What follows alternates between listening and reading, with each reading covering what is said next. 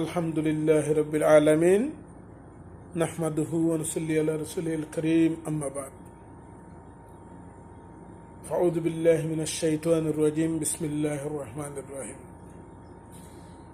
বিল বাইনাতি ওয়াজ জুবুর ওয়া আনজালনা ইলাইকা আয-যিকরা লিতুবাইয়িনা লিন-নাসি মা নুজ্জিলা ইলাইহিম ওয়ালাআল্লাহুম ইয়াতাফাক্কারুন।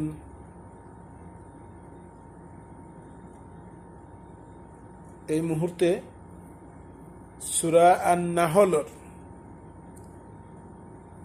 ৪৪ নম্বর আয়াত তিলাওয়াত করলাম।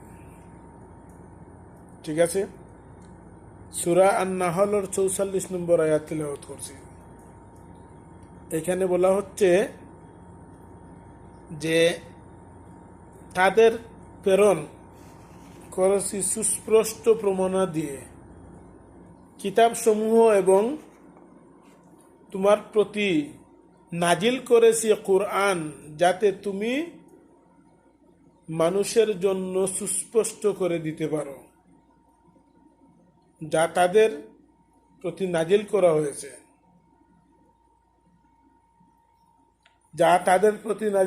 হয়েছে, যাতে তারা চিন্তা ভাবনা করে।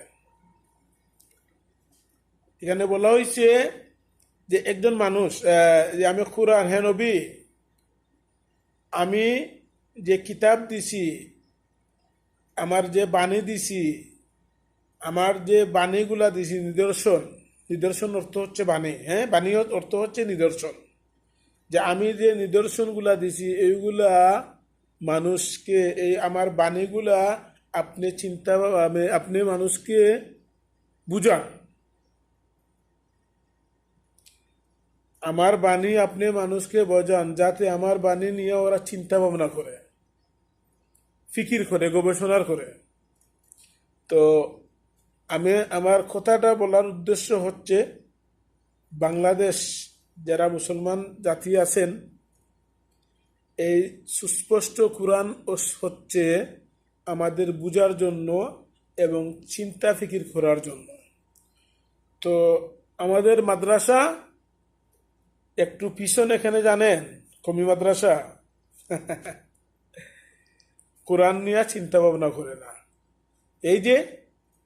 এই ধরনের আয়াত আছে, কোরআন নিয়ে চিন্তা ভাবনা করা, কোরআন নিয়ে গবেষণা করা, কোরআন উপদেশ, কোরআন হচ্ছে নসিহত, কোরআন বুঝার জন্য নাজিল করেছেন আল্লাহ তাআলা। এই ধরনের আয়াত প্রায় ১৫৬টা আয়াত আছে। ১৫৬টা আয়াতের ব্যাখ্যার মধ্যে এবং অন্য আয়াতের ব্যাখ্যার মধ্যে দেখলাম।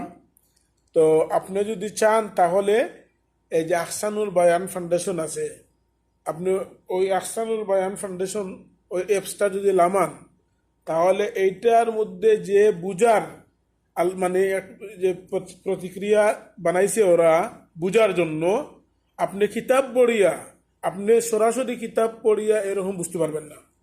এই যে আহসানুল বায়ান অ্যাপস, ওইটার মধ্যে প্রথম আপনাকে যে পড়িয়া শুনাইব, এরপরে অর্থ শুনাইব, আবার লেখা আছে। তো যেটা পড়িয়া শুনাইব ওইটা লেখার মধ্যে নাই, মানে বুঝার জন্য অন্য ধরনের লেখা। আবার টাক্স ক্লিক করলে আরেকটা অর্থ আসে, যাতে আবার মানে অন্য ধরনের বুঝা, মানে যাতে মানুষই বুঝতে পারে, এরপরে তাফসীর ব্যাখ্যা। তো এই অ্যাপস আপনারা ডাউনলোড করবেন মেহরবানি করে। কোরআন তো আমাদের মুসলমান জাতির জন্য মুজিজা, আর প্রত্যেক মানুষের জন্য হেদায়েতের জন্য। যালিকাল কিতাবু লা রাইবা ফিহি হুদাল লিল মুত্তাকিন। তো মুত্তাকিনের জন্য। তো আসলে কোরআন আমরা বুঝি না, তো কোরআন নিয়ে চিন্তা ভাবনা করা এবং গবেষণা করা, এটা কোন দলে আছে? কোরআন অধ্যয়ন কোন দলে আছে? হাদিস অধ্যয়ন কোন দলে আছে? ইসলামিক সাহিত্য পড়া কোন দলে আছে? ওইটা আপনি যদি মুসলিম হন তাহলে একটু বিবেক বিবেচনা করবেন। ঠিক আছে, মুনাফিক নবীর জমানায় ছিল, এখনো আছে। এই কোরআন যারা বুঝে ওদেরকে অনেক মানুষে ফাঁসি দিয়ে দিছে, জেলের ভিতরে মেরে ফেলছে, হত্যা করছে। হ্যাঁ, তো কোরআন বুঝার জন্য আল্লাহ সুবহানাহু ওয়া তাআলা নাজিল করছেন। তো আমি আজকে এই মুহূর্তে এই আয়াতটা তিলাওয়াত করছিলাম, এই জন্য ভাবলাম একটু আপনাদের কাছে শেয়ার করে। হ্যাঁ, কোরআন নিয়ে চিন্তা ভাবনা করা, আর কোরআন নিয়ে যখন কেউ চিন্তা ভাবনা করে তখন গলত কাজ থেকে বাঁচতে পারে। আর যদি কোরআন নিয়ে চিন্তা ভাবনা করে না তাহলে কুফুরিতে নিমজ্জিত। এটা কোন আয়াতে বলা হয়েছে? ওই যে 100 নম্বর সূরা ইউনূসের 100 নম্বর আয়াতের ব্যাখ্যার মধ্যে দেখছি। সূরা ইউনূসের 100 নম্বর আয়াত, ওইখানে বলা হয়েছে কি, বিসমিল্লাহির রহমানির রহিম, ওমা কানা লিনাফসিন আন তুমিনা ইল্লা বিইজনিল্লাহ ওয়া ইয়াজআলুর রিজসা আলাল্লাযিনা লা ইয়াকিলুন। এখানে বলা হয়েছে, আল্লাহ বলছেন যে আমার নিদর্শন বাণী যারা নিয়ে চিন্তা ভাবনা করে না তারা কুফুরিতে নিমজ্জিত হয় এবং পরশেষে আযাবে পতিত হয়। হ্যাঁ, মানে অপবিত্র হয়ে গেল। তো এর জন্য কোরআনুল করিম, আপনারা এত বই পড়েন, একটু মেহরবানি করে কোরআনটা পড়বেন, মেহরবানি করে একটু কোরআন পড়বেন, কোরআন বুঝবেন। কোরআন বুঝার জন্য আল্লাহ সুবহানাহু ওয়া তাআলা দিচ্ছেন। আপনি কোরআন পড়বেন, তখন মিথ্যা কথা বললে কি হয়, জিনা করলে কি হয়, মানুষের ক্ষতি করলে কি হয়, কারোর লগে বিয়াদবি করলে কি হয়, চুরি করলে কি হয়, একে অন্যরে ফসাদ লাগাইলে কি হয়, বদনাম করলে কি হয়, এগুলা যখন আপনি বুঝবেন তখন আপনি এটা থেকে দূরে সরবেন।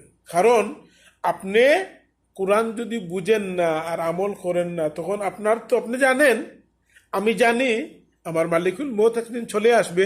তখন মালিকুল মৌত যখন চলে আসবে চোখের সামনে, তখন আর রেহাই নাই। কারণ প্রায় 55টা আয়াতের মধ্যে 6236টা আয়াতের মধ্যে 55টা না 56টা আয়াতের মধ্যে শুধু খবরের কথা আছে, না 42টা আয়াত আমি ভুলে গেছি, শুধু খবর মৌতের কথা। এরপরে হচ্ছে খবরের কথা, মৌত কিভাবে হবে, এরপরে হচ্ছে খবরের কথা। মৌতের পরেও তো খবর। মালিকুল মৌত যখন চোখের সামনে আসবে তখন আপনাকে আর 1 সেকেন্ড সময় দিবে না। তো কিছু কিছু মানুষ আছে জানিয়াও কেউ যদি একটা হাদিস বলে বা কোরআন থেকে কোনো আয়াত বলে ওই রকম বলে, হ্যাঁ, তখন মালিকুল মৌত যখন আপনার চোখের সামনে আসবে তখন এরকম আর করা যাবে না। হ্যাঁ, এরকম করার মানে কি, একজন মানুষের তুচ্ছ মনে করা। হ্যাঁ, কোরআন কমির মাদ্রাসার ভাইদেরকে বলবো, আপনারা যারা আপনি হাফিজ বানাইবেন, বলবেন 6236টা আয়াত সূরা আল ফাতিহা থেকে নাস পর্যন্ত, ওইগুলা তুমি কমসে কম একবার পড়ো। পড়তে পড়তে যখন ভালো লাগবো তখন সব সময় পড়ার মন চাইব। ঠিক আছে, আমার এই দাওয়াত রইল, হ্যাঁ, যাতে প্রত্যেক হাফিজরা সূরা আল ফাতিহা থেকে নাস পর্যন্ত 6236টা আয়াতের অর্থ শুনে পড়ে এবং ব্যাখ্যা পড়ে আর ওটা নিয়ে চিন্তা করে। এই কোরআন নিয়ে চিন্তা যারা করে ওদের ফাঁসি হচ্ছে।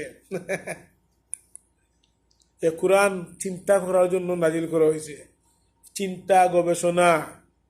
এই ধরনের আয়াত 156টা আয়াত আছে 6236টা আয়াতের মধ্যে। যদি মুসলিম হন তাহলে দেখে নিয়েন। ঠিক আছে, আমার কথায় যদি নারাজ হবেন না, কারণ আপনি তো আমার ভাই। জাহান্নামের কিছু আয়াত আমি পড়ছি। দুনিয়ায় যে আগুন, এই আগুনে অঙ্গ জ্বলে, মানুষ মারা যায়। আর আখেরাতের আগুন কলজা চিপদা জ্বলে, আগুন ভিতরে গিয়ে আগুন জ্বলে। বলা হয় না, লা ইয়ামুতু ফিহা ওয়ালা ইয়াহইয়া, ওখানে না মরতে পারবো না জীবিত থাকবো। ওই দিনের ভয় করেন, কোরআনটারে আপন মনে করে নেন। ঠিক আছে, আল্লাহ হাফিজ। আসসালামু আলাইকুম রহমতুল্লাহি তাআলা ওয়া বারাকাতুহু।